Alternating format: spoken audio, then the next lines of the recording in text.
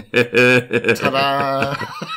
That's a lot of notes for you. You don't come with that many notes when we play a 40-hour game. Never came with this many notes to class, man.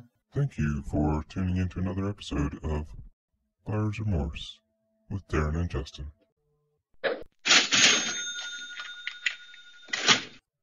Hello and welcome to Buyer's Remorse. I'm Justin. I'm Darren. On Buyer's Remorse, we find games that are in each other's libraries, games that have been untouched or unplayed. We have them play that game for 60 minutes to report back whether the game was a wonderful buyer's confirmation or a dreaded buyer's remorse. What game did I choose for you this time? Or should I say, what game did you heavily influence me to choose this time? System Shock 1 from 1994. Yes, this is one you suggested. And after my experience with System Shock 2, I debated for about 30 seconds before going, actually, it's got to be worse than the second one, and I struggled a bit, so yeah, have at it. I actually thought you'd played this before. No, I haven't. You'd played 2 before. Played 2 before, yeah. I'd never played 1. But I thought I had, or maybe I thought I'd at least played a bit of it back in the day, but like I didn't. At friends? Yeah, a friend's PC. I don't remember any of it, so nah. I think I would remember it. Yeah, System Shock 1. This is the enhanced edition. I don't know what the difference is between from what I can tell, the difference between the enhanced edition and the original version is basically they've made a few kind of quality of life kind of upgrades. So they've made it easier to pick up stuff and handle your inventory and things like that. But the graphics are all the same, music's all the same, everything's the same. But as far as I can tell, they've just upgraded a few things. Okay.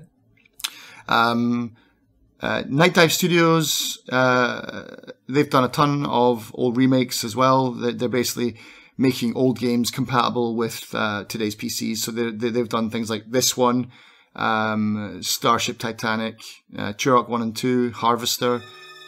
My stars, that was exciting. I Have No Mouth and I Must Scream, 11th Hour, all the old Tex Murphys. How much money you got? You know, you get the picture. They kind of love old games. Yeah, so, I've played a few of those. Yeah. So, So, System Shock 1. I remember you saying in chat, you're like, well, have fun reading for an hour. And then I boot it up and it's like, boom, right into the game. There's no reading. There's no nothing in this at all. It just throws you in. And it's like you wake up out of cryostasis. You got like the old 1990 style cutscene, which is like 5 minutes long. Which you can replay over and over and over again. There's even a button for it in the menu, like, look at the cool cutscene again, you know? Is it the type of thing that you have to watch every time you boot it back up? No. You just hit load game and it's done. Because, listeners, I know for a fact that he's played beyond an hour, so... Yeah. I know he's come back to this. This is something we've been discussing. This is an episode that we have been... It's been on our docket to record for a month, maybe, but there have been a couple of times where lockdowns have happened, and so we haven't been able to record this. So you've had plenty of time to go back to it if you wanted. Yeah, exactly. So when you jump right into the action, what are you doing? Do you get a wrench? You get a pipe. Okay. Yeah. So you wake up out of hyper sleep. Let me just tell you the backstory, right? So basically... Is this told to you in the cutscene, the 5-minute cutscene? Pretty much. Yeah, pretty much. The cutscene goes like this. You're a hacker. Some guys ask you to hack the AI on this space citadel that's orbiting Saturn or something like that. It's the year 2072. They say that if you do this hack, they'll reward you with a military-grade upgrade brain chip kind of thing. So you get them access to Shodan, who you will know from System Shock 2. Well, I won't. I've not ever spoilers. And then you do actually get your reward, and then you spend 6 weeks in a medically induced coma to recover from the brain surgery. And then you wake up, and all hell's broken loose on the Citadel. So basically, you've hacked it, and it looks like Shodan is taken over and is now doing like weird experiments, genetic experiments, making monsters, making viruses. She's basically got it in for the entire human race. and she's going to basically nuke the Earth from orbit. Okay. Because we are nothing but insects. And so you wake up and someone's left you a briefcase with a few items, and it's just, that's it. There's nothing else. No tutorial, no like, you gotta press X to do this. There's nothing at all, because it's an old style game. There's that idea of the kind of combat movement tutorial is quite new-ish. It's definitely late 90s, I think. Like, Half-Life had it. But yeah, so it's like, this is pre all that anyway. It's just like, why do you need a tutorial? You've got a 62-page manual to read. Like, there you go. It's all covered. Do you get the manual with this? You get the manual with the game. Yeah. And believe me, it's useless. I don't have time. Like, it would take me 4 hours to read the manual alone. Yeah. So basically, what I wanted to do was I wanted to talk about the 4 main areas, basically graphics, sound effects, music, gameplay, and design, right? Okay. And so, or basically what the game is first. So the game is an immersive sim, and what's that, you might ask? Immersive sims are games like Deus Ex, or Thief, or System Shock, where the game basically has at the heart player choice. So if you want to do this kind of build, go for it. If you want to do this kind of build, you want to be a silent killer, go for it. You want to do this. If you want to go in guns blazing, do it. Basically, Warren Spector, who's the kind of granddaddy behind the genre, he was the one who basically said there should be a way to sneak, hack, shoot, or talk your way out of a problem. And that's what they've tried to do in Deus Ex. And that's kind of why he was like, not distance himself from Thief. I don't think he was on the team, but he was in like the overall group. But when he was playing Thief, he's like, why can't I just fight these guys? And the guy's, because then everyone will just fight them. And then the sneaking part will be lost. He's like, but I don't like the sneaking part. Well, yeah, fair enough. I think we've talked about Thief before, I think. Yeah, I've played the original one, and I had the same thought, maybe? A bit. Because it seems like you should be able to. Also, it's rough to play just because graphically it's pretty rough. It's a wraparound face in that one. And it's map to map, like, find the thing in this level so that you can just spark the next level. And there's no real through story. Like, there's a final thing you're looking for, but it's like, find this person to get a map. To do the next level where you have to find another person or you have to find another thing. It just didn't work for me story-wise, so I lost interest pretty quickly. And also, no tutorial, really. So it didn't really... I think it did at times tell you what to do, but you would get new weapons like moss arrows or something and not tell you what they did. Right. There's a lot of that in this game as well, trust me. You get these guns and you're like, what does this even do? And you got to read the manual or look up the wiki, which is what I did.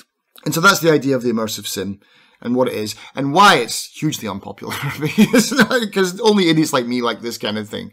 There's definitely a hardcore audience that loves this kind of game. And I'm probably one of those people because it's tedious. Inventory management, scum saving, like kill a guy, save, take 3 steps, make a save, do this, make a save, and no quest map markers, nothing. You are completely on your own, and there's 6 or 7 levels of map, really complicated design. How many of them have you drawn out now? None of them. I managed to find them. I mean, they are on your map. You've got like a map in your HUD, which you can bring up at any time, and it shows you where you are. But it'll only draw out what you've explored, kind of thing, Right. So, but once you've explored it, it'll fill it in for you. Okay, so it's not a tiny map that you can only see, kind of fog of war, just what's around you. It is when it's on the screen, but when you press a button, it'll go full screen. You can see the full map. Okay. Yeah. And it's those like the labyrinth where the Minotaur is, the maps look like that to me, man. It's just like, it's not like just corridors. They're not like a grid. It's like they've got angles and they go around into dead ends, and it's. But the thing is, when you solve them and when you know where you're going, you get this sense of achievement. Like, man, I know what I'm doing in this. You know, it's good. It makes you feel good once you get a hang of it. So anyway, so let's go. Graphics for the 1994 graphics, not bad. It's kind of like the old school kind of Doom graphics. But in my opinion, not as polished as Doom. Like Doom, I think was better. And I think Doom was a year before this came out. And yeah, but Doom is a lot simpler in its color palette. Everything's red, you know, red and black kind of thing. But this is more colorful. This is first person perspective, right? Yep. Yeah, so System Shock 1 is an immersive sim, and so yeah, as a result, everything is cluttered because you can interact with everything.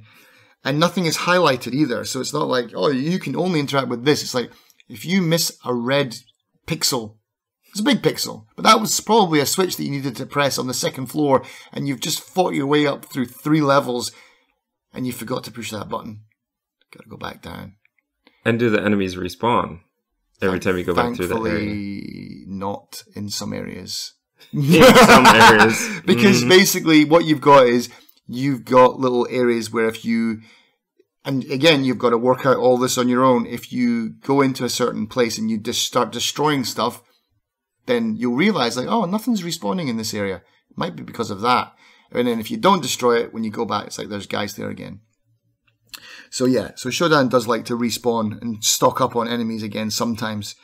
But yeah, so everything is cluttered, man. I mean, like, look at this screen, you know, it's like, this is your HUD here. You've got a bunch, this is where your map can be down here. Can be, because this can change. You've got 4 different buttons down the bottom left side. You've only got this window to work with. Wait, is that window where you're actually seeing the action? That's the game in there. That's like half the screen. Yep. And so half your screen is taken up by HUD stuff. Yeah. Your inventory, your stuff. You've got all your inventory is always in front of your face. Yeah, yep. And so you've got all this. You've got emails and I don't know whatever bollocks down the side here. You've got your energy and your health, and you got this, which is absolutely useless. And you've got all your like add-on kind of upgrades down this side, and then you've got this little box in the middle. Thankfully, you can switch it all off, and then I think that is from the enhanced edition, where they've said, well, hold up, I want to see the game I'm playing, so let's get rid of this, eh? And then, so everything's kind of, you still have this part, like the inventory part in the bottom, and you still have everything, but they've kind of taken away all this blue stuff, and they made it mostly invisible. So so you can still see everything. Right, but what I'm thinking is that today, especially looking at your huge monitor you have there, at least you would still be able to kind of see what you're doing. But back in the day of a small square CRT, you wouldn't be able to see hardly anything. Just came in through a letterbox. So you can get rid of it, and then even then you can minimize everything. You don't need anything. You can still mouse wheel up through weapons and stuff like that. So again, they made a lot of nice changes. But the UI is messy because when you go on to the, configure keyboard, which I had to do because some of the keys are ridiculous. Like W is forward and X is back. And like, what? Like, because WASD was never the industry standard until until the late 90s, I think. They just went with these ones. Yeah, this is it. No, it's way easier. There's 60 buttons for this game. I think that's more keys than I actually fucking have. So how do you do that? Do you have to hold down Shift plus? Yes. Yeah. So there's a lot of combo keys. But you can, once you... did you print up the whole list? I did have a look through the whole list, yeah.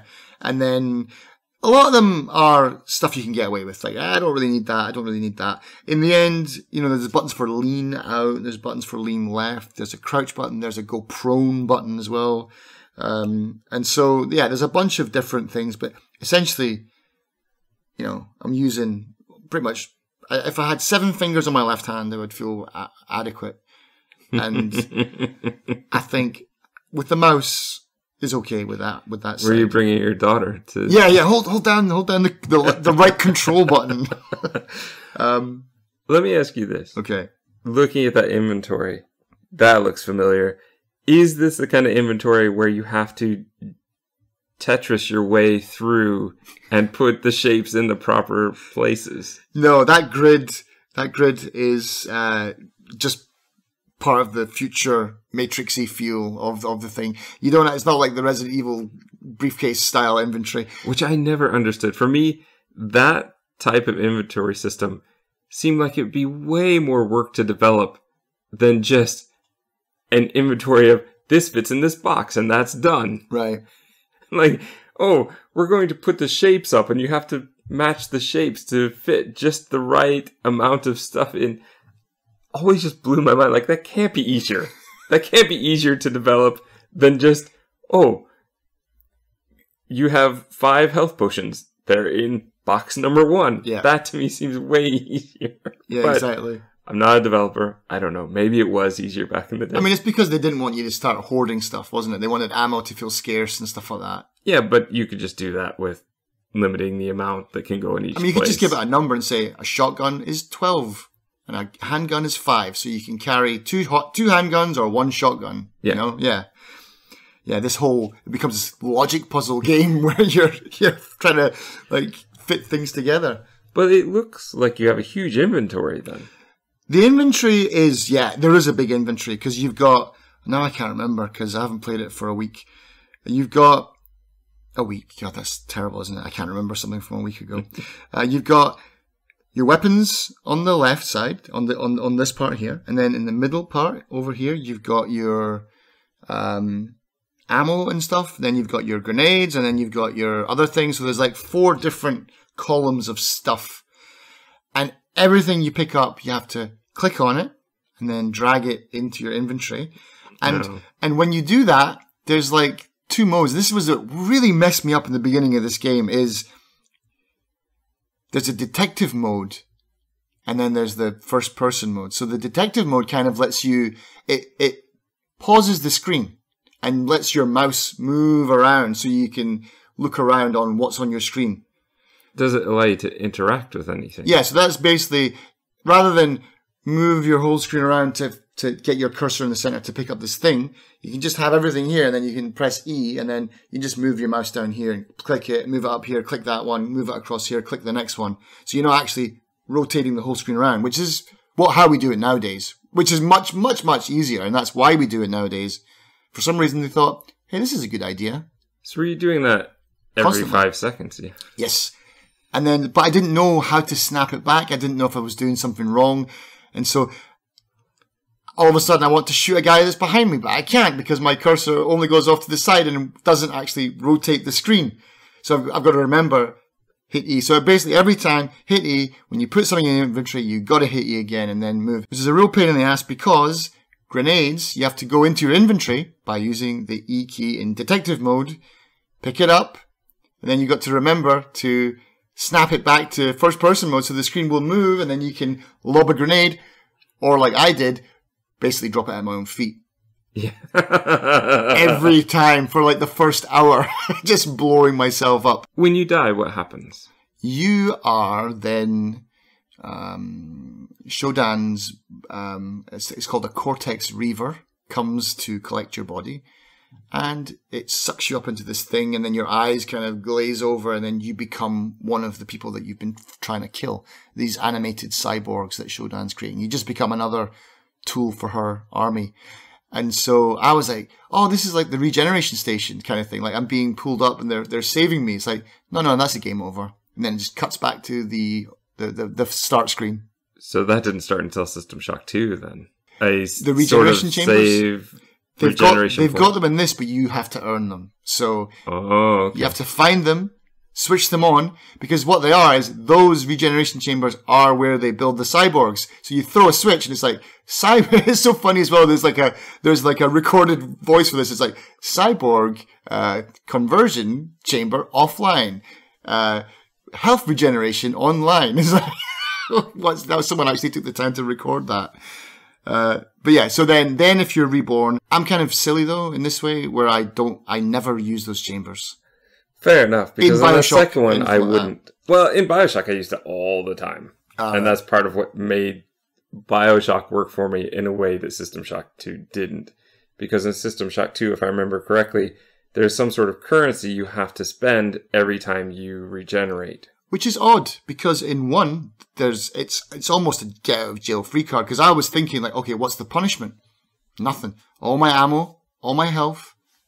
I think the only thing that you don't get back is you don't get back any batteries you've used on energy weapons. That stays low. But there's really virtually no negative effects. I think you lose something in Bioshock, but it's not nearly to the level of you might what lose it was some in Eve or something like that. In System Shock 2. It was just way too expensive. Right. It would be way better to save scum for me than to... But I am a save scummer, and so if I died, it's probably quicker for me just to reload the save, to be honest. So I just hit that F5 or whatever it is, F6. Boom. Back into it. So yeah, so the graphics, it's busy, it's cluttered. The enemies are here's where it gets weird. I don't remember Doom because I'm not really a huge Doom fan, but in Doom, when you killed an enemy in this game, when you kill an enemy, they kind of crumple on the floor, but then they're like, it's almost like they're sheets of paper, and rather than be 3D, it's like as you strafe around them, it's like someone turns the piece of paper to always be facing you. I think the original was like that too. Oh, okay. The original Doom. But I didn't play it much, so I'm not. But do you know what I mean? That effect of like it's a 3D looking image, but it's always facing you. It's always so these dead bodies are always turning around to look at you. It's kind of unsettling. It's almost like they look 3D, but then you find out they're actually just painted on cardboard, kind of thing. Yeah, like they're actually 2D. I think that's how they got away with a lot in that era of gaming and developing. All right, okay, because that was I noticed that it was just weird. It's like you still look at that dead body, that dead mutant's all squished up, and it's like shit, he's still looking at me. So yeah, graphics, they are what they are. The gameplay and the story of this game make up for it. It's like if you can look past the graphics, there's a great game underneath all this. 1990s-esque, 1990s style graphics. Gameplay, moving around, that's easy enough. But like I said, every time you click on an item, then it snaps to this detective mode where your cursor is now free, and you got to remember to press E to lock it back in again. But again, it becomes second nature, pretty much, after you've played your hour. Definitely had problems for the first hour. When did you feel you actually got the feel for the game? 2 hours. Okay. Yeah, that's a good point. I played the first hour, and towards the end of the first hour, I finally felt like, okay, I'm getting the hang of it. It's not enough to make me hate the game. I still want, and now that I'm becoming a bit better at it, I want to see what's next. And my next hour was like, okay, I've got the controls down. Now, what does all this shit do? All this HUD stuff? Like, how do I work the inventories? What's an easy way for me to get to emails and logs and voice logs and blah, blah, blah, blah, blah. And how do I navigate this map? What do I do with these buttons? And once I got that, then the game is like, okay, ta-da. 2 hours later, I felt like, okay, I know what I'm doing. And it's still hard as balls, man. It's really, really, really hard game.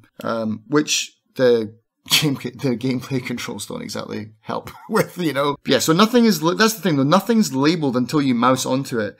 And then I'll say, this is a communications panel. And you click on it and it'll go, can't use the communications panel. Or you click on, like, someone spray painted, like, something on the side, like, die. And then it's like, you hover over it and it's like, words. So you click on that and it's like, I can't use words.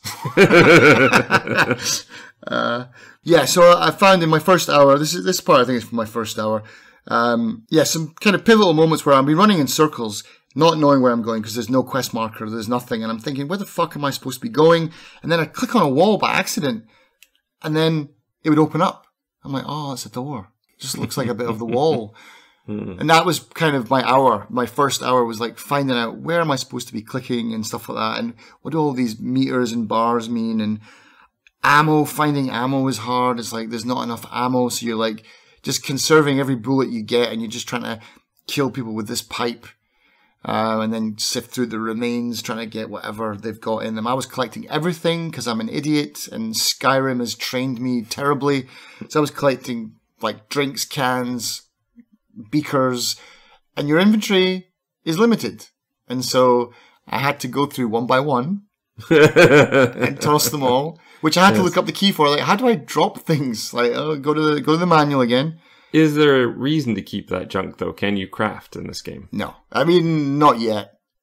Maybe you can, but I've had to look up the wiki for a lot of stuff, because there's different weapons for different enemies and things like that, so it's good to know. And I did happen across, like, one of the things was like, drinks or fire extinguisher. Like, these items are completely useless. Okay, fine. I'm not going to bother hoarding them then. But I had like 5 fire extinguishers and 17 cans of Coke or whatever. And so the thing is, combat does feel good, but it's nowhere near as smooth as like Doom. Whereas Doom was a 3D shooter, System Shock is not, and it doesn't pretend to be, and it's nowhere near as smooth. The one thing that you can do to cheese the game, and I'm pretty sure it's not just me, is you can lean out from corners and you can basically like just pie slice and just like hit them on one part of their body, and they don't seem to react. Sometimes they do, and they'll come for you, but sometimes you can just like go around a corner and go pew, pew, pew, pew, pew, pew, pew, until they drop, and then you're like, oh, that was easy. Because some of the enemies are tough, really tough, and if you go 1-to-1 with them, you're dead in like 2 shots. But yeah, so you can cheese the combat. There's another weird thing. I don't remember System Shock 2. I should play that again. What was the hacking minigame like in System Shock 2? I don't think I got to it. Because I haven't gone back after the first hour. It was just so difficult, the gameplay, especially early on, that I just lost interest. Because I could play Bioshock again, and it'll be smooth and easy for me, and it won't... I'm sure there's probably a great story in there. There's a reason why people still love that game. But I just didn't enjoy that first bit very much, and I think I did try playing a bit more, but it just didn't work for me. It's definitely got that stupid learning curve, man, that just puts people off nowadays. I can see, because I don't know, people have less time to get into stuff, maybe, or more choice and more choice. And you have to be in a mindset to play something like this, especially in today's age, where you're like, I can play anything. Why am I sweating bullets trying to play this game? Why am I checking the wiki every 5 minutes to figure out what's going on? I'm up to something like save 178 or something like that. And yeah, but the hacking, anyway, back to the hacking. The hacking in this is, I'm just going to say, awful. It's not like you've played Deus Ex, the Mankind Divided, or Human Revolution. You know, that stupid kind of mini game. I didn't like it in that one. That's become industry standard as well, and it shouldn't be. It should be back to Deus Ex 1, which was, you had a tool, you did it, and then it did it automatically. But what was it? There was a passive ability, and people are like, but you should be involved in it. No, because the thing was, you're locked into this screen, and people are coming up behind you, and you got to judge how, like, do you have enough time to do it and stuff like that. And it's just like, I like that more than playing noughts and crosses on a fucking circuit board. The hacking in this game, though, is like 3D Tron, where you fly through a system and there's like sprites. There's like a guy called Cyberdog, and you got to shoot Cyberdog, and you pick up nodes. And I had no idea what anything meant in this place at all. Nothing. There's health that you can collect. You bump into something, you lose health, and then you die in the real world as well. So like your health, every time you fail in the hacking, you lose health in real life, and then you're down to, it doesn't kill you, but it'll leave you with 1 bar. It's like, health is king, man. It's like you find a health pack that does your whole health back, and you're like, I'm keeping this forever. But you've got little stim packs that like give you a little bit, but they're not like immediate health. So if you're in combat, you can take one of them, but you've got to get out of combat, and slowly, beep, beep, your health regenerates. So yeah, health is really, really important in this game. But yeah, the hacking, I gave up on. I think it's optional. There's only 6 achievements in this game, and one of them is hacking to open a door in the medical bay, which is the first place that you start.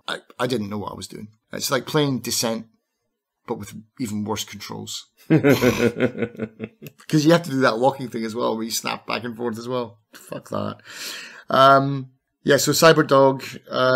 Alright, so sound. Music. So we've done graphics, we've done gameplay. Yeah, music. Sound effects are great. The sound was the first thing that blew me away in the game, because... Is it great, or is it nostalgia great? No, it's pretty well done. You know, I mean, the sound effects are good. And this was released on floppy disk. And what they did was basically everything was text.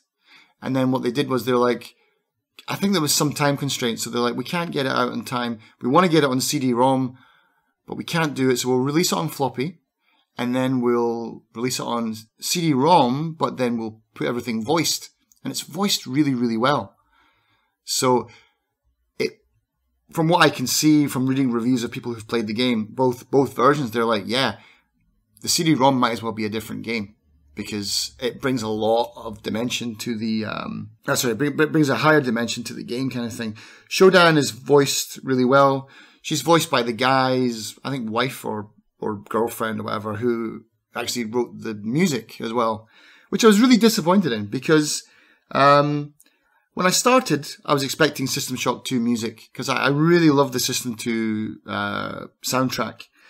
And so I heard this music, and I was like, maybe it'll get better, because I've also heard this tracks on YouTube, but I think I don't know what. So System Shock 1 music that you get on YouTube is not the same as what's in the game. It's kind of the same. But what I could hear, my thing is like, it sounded like bees playing jazz music. It was like this weird buzzing around bee noise and like weird jazz music. It was weird. And that didn't do it for you. I'm surprised. No, bee jazz doesn't do it for me.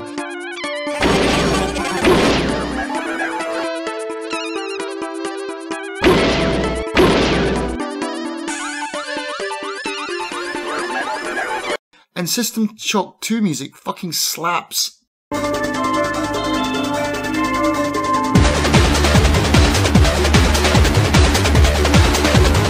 Big time. And I was so disappointed. Like, just listen to the difference between System Shock 2 and System Shock 1.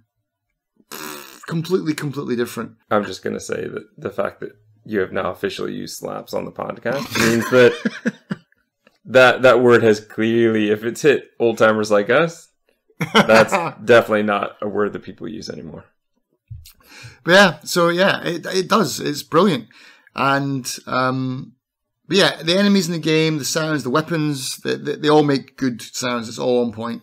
And that's it. That's pretty much it. Yeah, something interesting. Wait, before you did. Well, did you turn the music off then? Is that an option? No, I left it on. Okay. I always leave it on. I think you can. I think there's a lot of options. There's a whole 5 different sections of options. Yeah, there's a lot of options in this game. But yeah, so here's something interesting about the game that I learned. Dead Space, the original Dead Space, was supposed to be System Shock 3. And so what happened was they were developing System Shock 3, and then the release of Resident Evil 4 kind of inspired them to go back into more of the horror genre concept. And then so System Shock 3 evolved into Dead Space. So that's why we have Dead Space, is because it was kind of an evolved System Shock 3 idea. And as much as I like System Shock 1 and 2, I think 3 would have probably not been as good as a Dead Space. But I can see the similarities, like the whole Citadel situation where there's been some insane virus or whatever, mutations and stuff, you know? It certainly is fitting, yeah. Yeah. Also, another interesting fact is there's a TV show inbound too. Get this. It was announced in January 2022 by Greg Russo, and he's the guy that wrote the Mortal Kombat movies, and he's going to direct it as well. So I don't really have high expectations for the System Shock TV show. Mortal Kombat? The one from the 90s? Maybe. It doesn't say here. I don't know. But I think they're making a Mortal Kombat TV show as well. Or have they already done that? Or There have been so many iterations. Yeah. Like, Mortal Kombat is... we could make a whole series about Mortal Kombat. I would suspect if it's... Well, the thing is, there's the more recent Mortal Kombat movie. And that's why I didn't know if it was... Oh, yeah. No, I don't know. I'd have to look it up. I don't know. Okay. Interesting. I always, with that kind of thing, would have my hopes low. I've been crushed too many times. Yeah. I think I would prefer, though, to watch System Shock Right, and play it. than to play System Shock. But I think that leads into our ending, yes? Yep. All right. So, to start off, do you recommend it to me? No. Do you recommend it to our listeners? Yes. Yeah. But only if you like immersive sims, if you like Deus Ex. In which case, you probably already played it, because there's only about 6 immersive sims out there that are worth playing. And so this is one of them, I imagine. So you've got how many hours into it now? I think I'm up to 24. Yeah. Are you going to finish the game? Yeah, I have to, because I think I'm about halfway. Okay. So I'm really That's making still a long way to go. I've made a lot of progress. It's like after the hour was up, I went back and I destroyed the Earth by mistake. Like, oops, sorry. Did you have to go back to previous save? Yeah, I saved before I pulled the laser trigger. Okay. So, but yeah, so I've destroyed that laser since then. So no one else can make the same mistake that I have. I've moved into the Grove area now, which is like full of like I Am Groot people. I don't know what's going on in there. There's like tiger, lion, gorilla fusions that have been like made by Shodan. Yeah. I'm gonna finish it, but it's getting hard work. But I feel now like ammo was really scarce, but now I'm like, yeah, I'm feeling pretty tough, but I'm still very squishy. What tags would you give it? I was quite boring with my tags. I just put immersive sim, hard, and cyberpunk. Fair enough. And I don't even need to ask, but I always do. Is this a buyer's confirmation or a dreaded buyer's remorse? It's a dreaded buyer's confirmation for you. Well, it's a dreaded buyer's confirmation for you because you've still got another 24 hours to play. I'll gladly take it. Fair enough. Buyer's confirmation.